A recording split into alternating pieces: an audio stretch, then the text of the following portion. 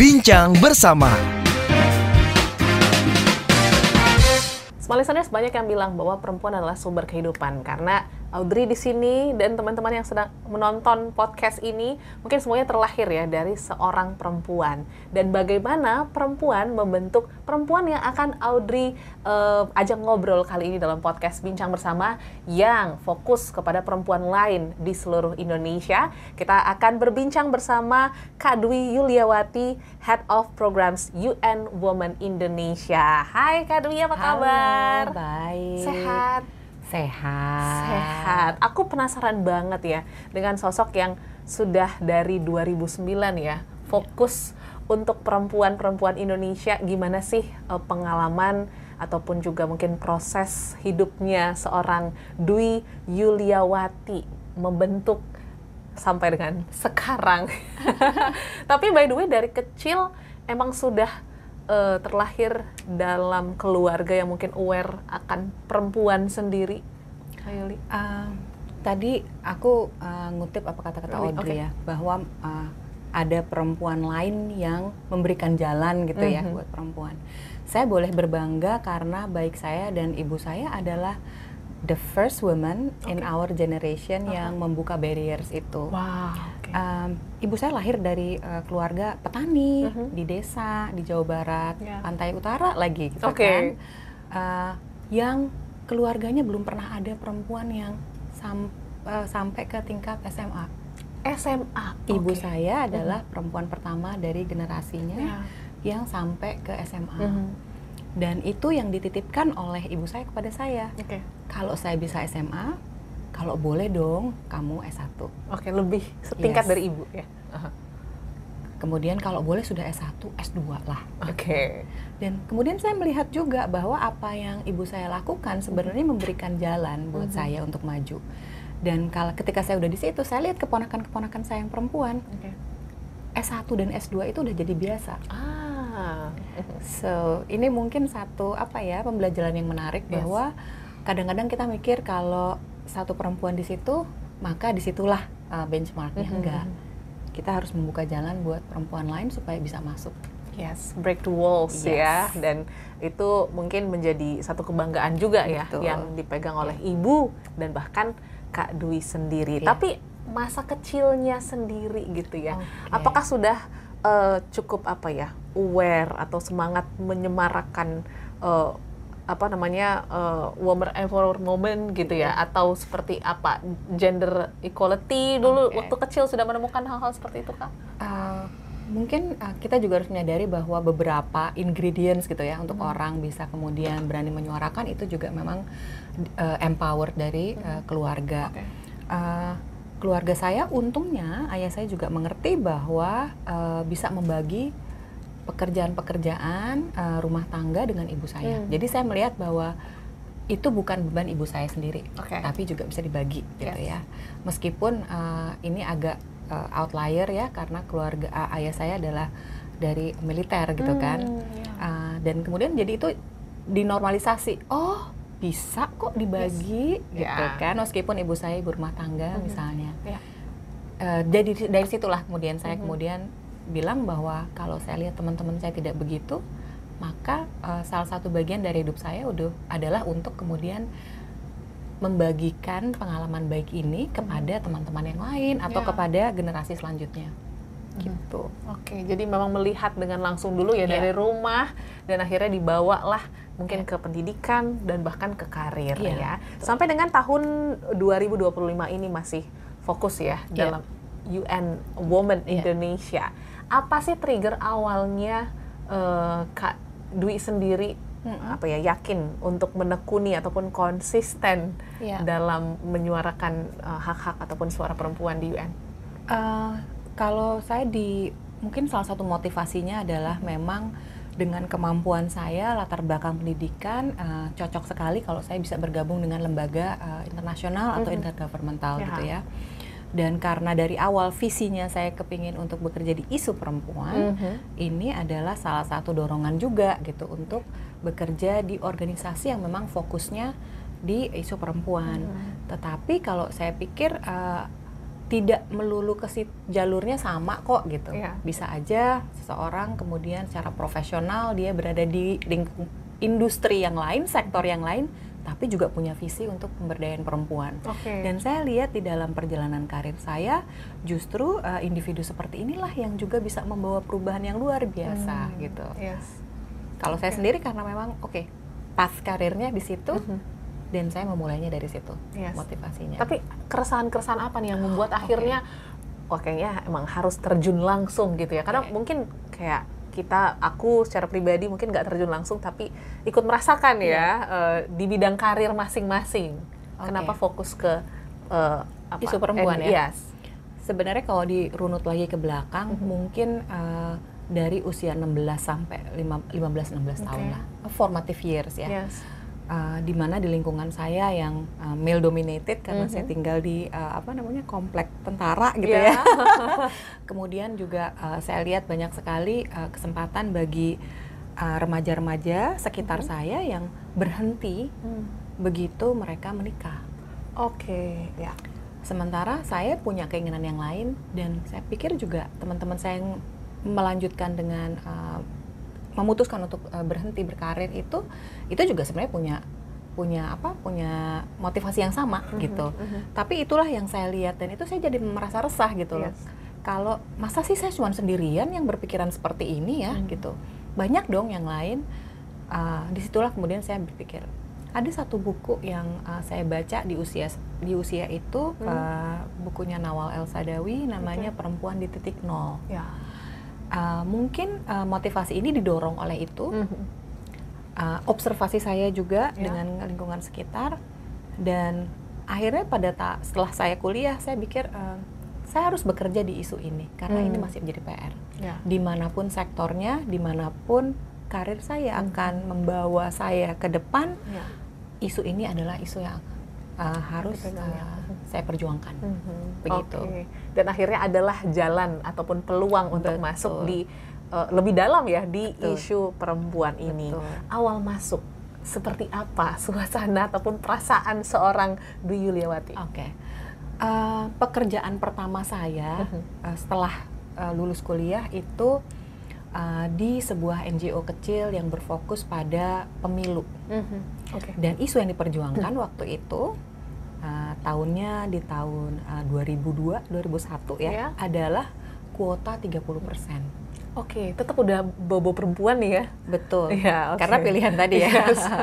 Jadi ketika pada waktu itu bayangkan seorang perempuan muda bekerja di lembaga swadaya masyarakat, membuat kertas posisi atau advokasi paper mengenai pentingnya keterwakilan perempuan di parlemen. Dan saya harus menghadapi misalnya mempresentasikan itu kepada banyak pihak termasuk parlemen gitu.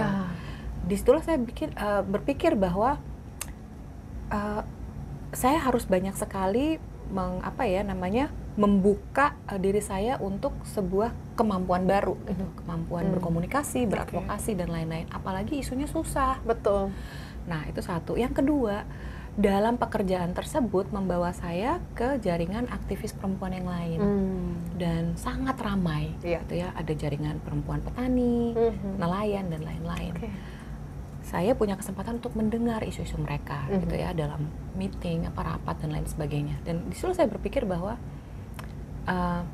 rumit banget ya. Perasaan saya tuh kayak yang mulai dari mana nih, bingung kan. Mulai dari mana? Tapi juga dikuatkan. Artinya sudah banyak kolega-kolega dan teman-teman seperjuangan yang memperjuangkan isu perempuan di sektor yang lain. Jadi saya harus kuat di sini karena kita saling menguatkan. Perubahan yang terjadi di satu sektor atau di satu hal akan membangkitkan perubahan lain di sektor yang lain atau isu yang lain. Gitu. Wah, jadi justru sejak terjun melihat powernya perempuan ini justru luar biasa banget di berbagai sektor ya yang punya keresahan sama. Dan itulah yang mungkin menjadi modal Kak Dwi fokus dan juga berkomitmen di UN Indonesia. Seperti itu.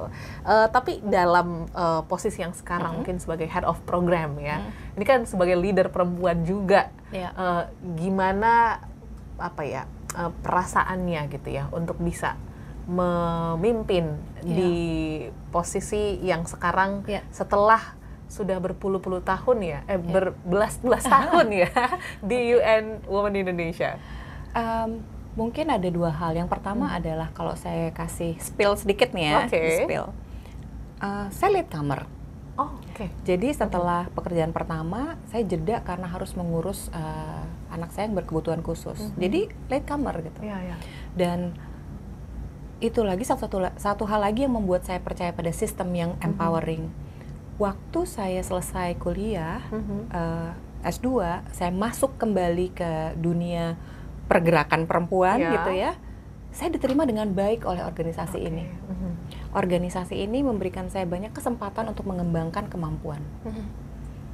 Itulah yang menjadi bekal. Jadi saya sendiri tanpa ada organisasi itu mungkin nggak akan menjadi yang sekarang gitu. Jadi itu sih sebenarnya modal. Jadi bukan hanya saya sendiri ya, tapi juga organisasi yang empowering juga gitu. Dan itu yang saya percaya bahwa perubahan sistemik itu juga dibutuhkan supaya perempuan dimanapun mereka bekerja dan berkarya itu membutuhkan perubahan sistemik dan struktural. Seperti itu. Inilah yang mungkin kita harapkan ya, bahwa brand perempuan di setiap pekerjaan ataupun karirnya bisa disupport oleh berbagai faktor. Tadi kan kalau dari lingkungan, dari faktor-faktor lain yang mendukung Kak Dwi lah ya untuk bisa akhirnya berdaya di karir. Dari lini mana aja? Dari awal, dari support sistemnya dari rumah, dari lingkungan, kemudian juga dari pekerjaan. Ketika saya membayangkan ya, ketika seorang perempuan muda yang setara, yang sama gitu ya, jenjang karirnya dengan saya, dan dia bingung bagaimana menavigasi tugas-tugasnya sebagai seorang ibu gitu ya, dan kemudian dia bekerja, dia membutuhkan apa sih? Dia membutuhkan dukungan support dari sejak di rumah, kemudian di lingkungan, dan yang paling sulit sebenarnya adalah lingkungan terdekat dan lingkungan setelah keluar dari rumah. Kenapa? Karena disitulah banyak sekali stereotype, banyak sekali bias, banyak sekali pressure gitu ya. Ketika misalnya dia bekerja, anaknya siapa yang ngurus? Ya, pasti adalah ya. Ada ya seperti itu. Ketika dia masuk kerja pun, lingkungan kerjanya mungkin tidak cukup inklusif bagi perempuan muda yang juga misalnya baru melahirkan atau baru cuti hamil atau bahkan sedang hamil, untuk memiliki jenjang karir yang pathway-nya hampir sama dengan kolega prianya. Ini yang menurut saya beruntung karena dari sisi lini itu tadi saya sudah punya dukungan yang cukup baik. Meskipun yang lingkungan nih kita suka dengar juga ya. Tapi support system yang juga baik adalah sisterhood. Perempuan lain yang mendorong saya gitu ya, atau perempuan lain yang saya pilih untuk saling menguatkan satu sama lain. This is also important untuk itu semua. Makanya penting ya untuk kita perempuan bisa tetap punya inner circle sisterhood yang bisa saling menguatkan, tempat sharing, walaupun mungkin sharingnya ngeluh-ngeluh, tapi ya kadang itu yang menguatkan ya. Betul, iya. Dan dalam perjalanan karir yang cukup panjang di UN Women Indonesia, pasti banyak pengalaman-pengalaman yang seru yang mungkin nggak pernah terbayangkan Kak Dwi waktu kecil dulu gitu ya. Tapi ada nggak kalau bisa dipetik satu pengalaman yang memorable yang berdampak juga untuk Kak Dwi terus menyuarakan isu-isu perempuan? Begini, pekerjaan kami sebenarnya there's nothing glorious about it, there's nothing heroik gitu. Enggak, yang heroik adalah perempuan-perempuan yang kami suarakan. Saya ingat beberapa waktu yang lalu kita sempat punya program mengenai perempuan pekerja migran. Ya. Waktu itu kita bikin kegiatan bagaimana caranya supaya perempuan pekerja migran ini bisa menuliskan ceritanya, gitu ya. Kita bikin kegiatan dengan mengundang fasilitator dan lain-lain. Kita juga menciptakan ruang yang aman supaya mereka bisa curhat, dan segalanya. Dan pada saat itu teman-teman di kantor tuh jadi penasaran gitu, karena kita harus melihat for real apa yang dialami oleh perempuan pekerja migran dengan segala masalahnya. Semua ikut dan guess what? Hari pertama semuanya nangis. Semua nangis karena mendengar pengalaman dan cerita tersebut. Apa yang terjadi kemudian adalah saya melihat bahwa to cut the story short, setelah itu bahkan kita kayaknya harus group counseling nih. Sedemikian guncangnya dalamnya gitu ya. Tapi mendengarkan pengalaman perempuan itu membawa motivasi sendiri ketika kita bekerja. Bayangkan kalau kita hanya bekerja soal paperwork ya, kita bikin misalnya rencana program dan lain-lain. There's no women face in it. Hanya ada saya dan komputer. Dan kolega lain juga seperti itu. But we put that emotion di dalam pekerjaan kita. That's what's memorable. Dan kita kemudian melakukannya, saya tidak melakukannya sendirian. Kami mengalaminya secara kolektif gitu, yang kita kemudian aku nggak tahan gitu. Dan itu kayak fueling our work ya, motivation. Because kalau kita tidak kemudian memberikan value kepada pekerjaan kita, that's just a job. Inilah yang terus jadi penguat ya untuk bisa terus survive di bidang ini, karena pasti banyak tantangan yang dilalui, tapi tantangan terbesar untuk bisa tetap semangat ya dalam menyuarakan suara teman-teman perempuan lain di luaran sana itu apa? Kalau kita sebenarnya ngelihat our work supposed to be bigger than just paperwork, dan just sesuatu yang kita terima, misalnya gaji ataupun remunerasi dan lain-lainnya. Itu harus membawa impact bagi kemanusiaan. Dan saya pikir inilah yang menjadi daya dorong terbesar dari pekerjaan-pekerjaan non-profit gitu ya. Nah ini yang sebenarnya saya pikir work that has impact beyond our work itself. Kalau orang bilangnya KPI-nya apa, Key Performance Indicator-nya apa gitu. Kalau kita mungkin beyond our Key Performance Indicators, secara profesional, what impact can we bring to the society dengan pekerjaan ini? Gitu. Perubahan apa yang terjadi dari semua pendengar atau pemirsa yang mendengarkan siaran ini? That's what we're aiming for.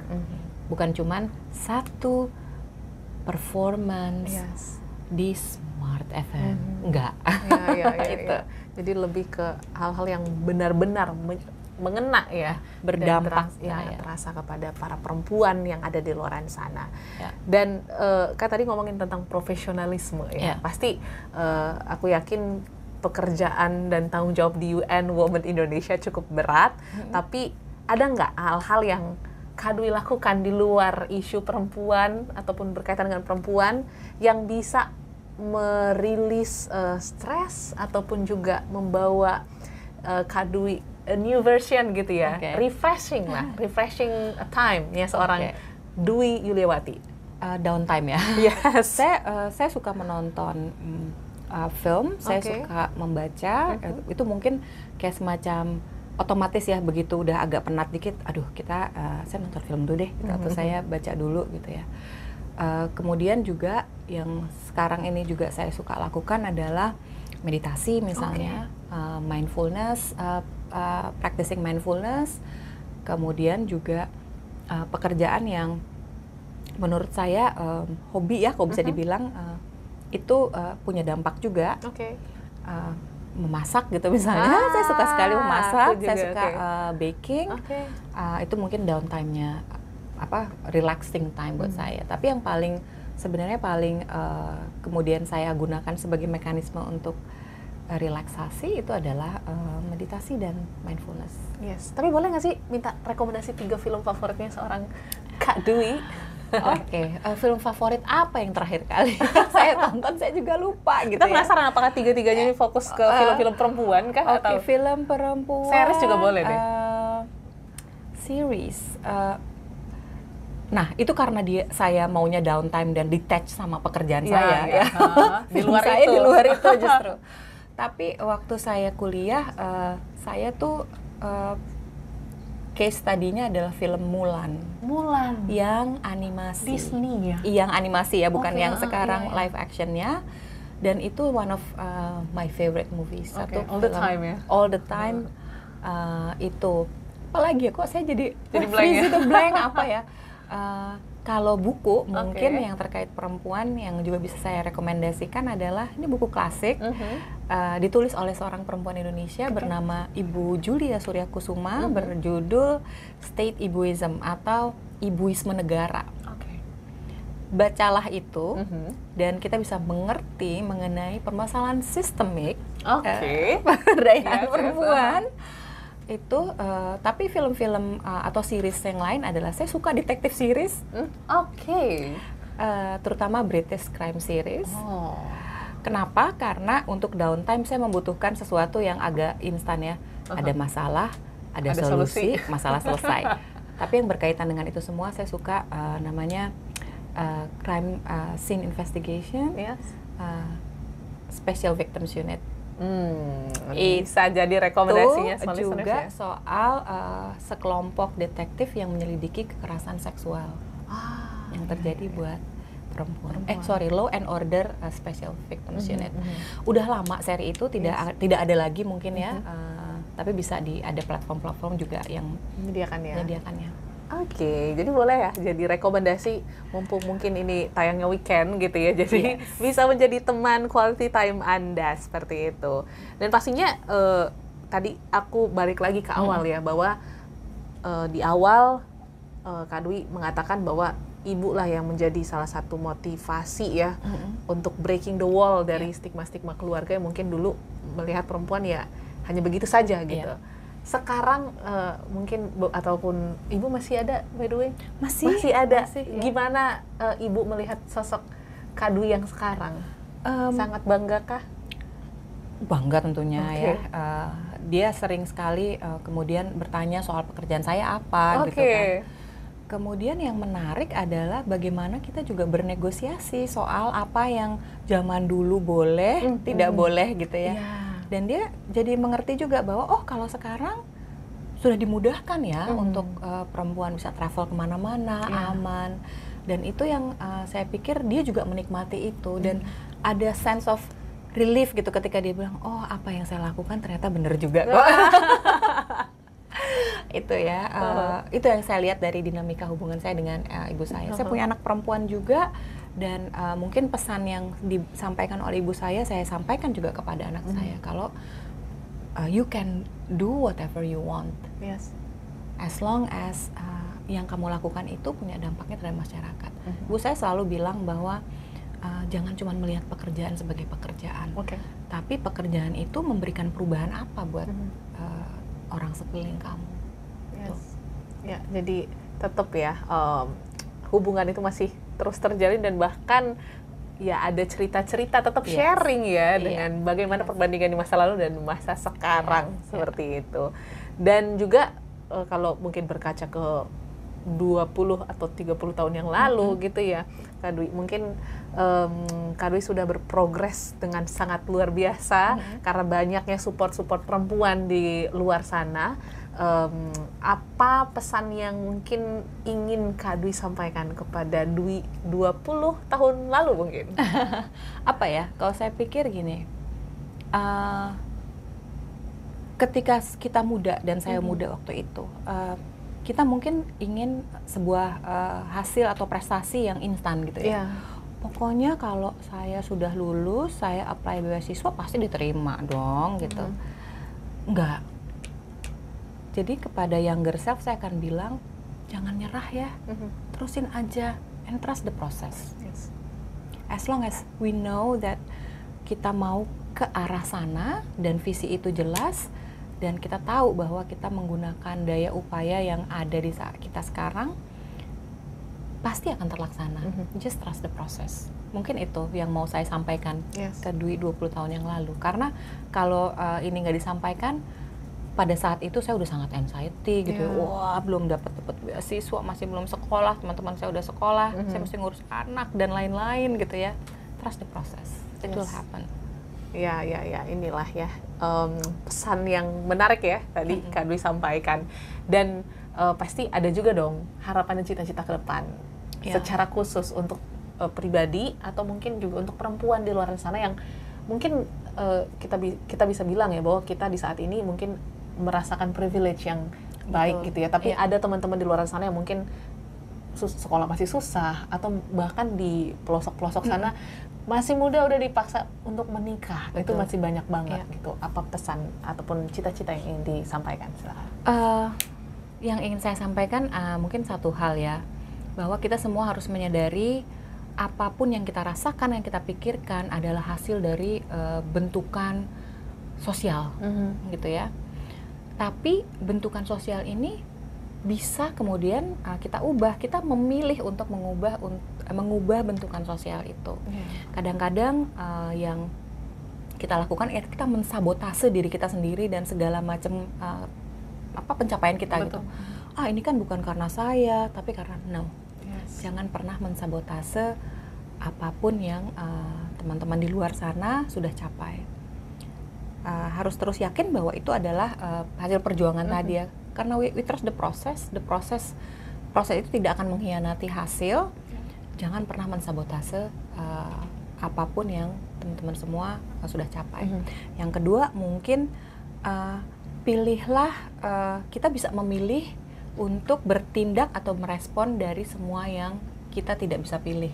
Kita tidak bisa memilih siapa orang tua orang tua kita, tidak bisa memilih keadaan sosial ekonomi kita, tapi kita bisa memilih bagaimana respon kita menghadapi semuanya.